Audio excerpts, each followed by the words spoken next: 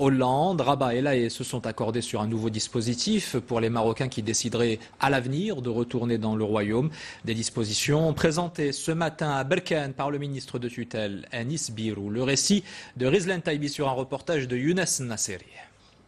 Le compromis de septembre dernier est clair. Le Maroc est parvenu à obtenir que les allocations d'invalidité ne soient pas réduites puis supprimées en vertu du coefficient de résidence.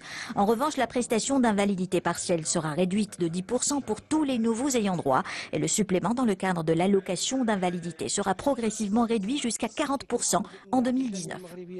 La communauté marocaine installée aux Pays-Bas a désapprouvé la décision de la réduction de ces allocations. La justice néerlandaise s'était saisie de l'affaire.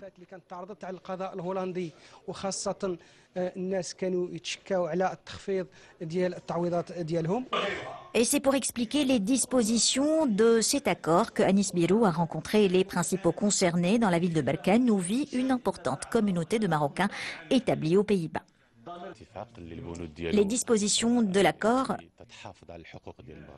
conservent les droits des Marocains.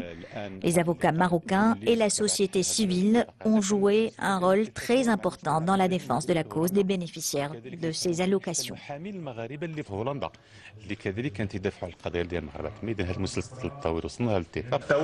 Les effets des lois des Pays-Bas qui réduisent de 40% puis suppriment les allocations et pensions ont donc été repoussés du 1er juillet 2012, date de l'entrée en vigueur de la première loi, au 1er janvier 2016, date à partir de laquelle s'appliquera l'accord de sécurité sociale, révisé sur la base du compromis trouvé par les deux pays. Les Marocains résidant aux Pays-Bas et leurs familles ont donc gagné 3 ans.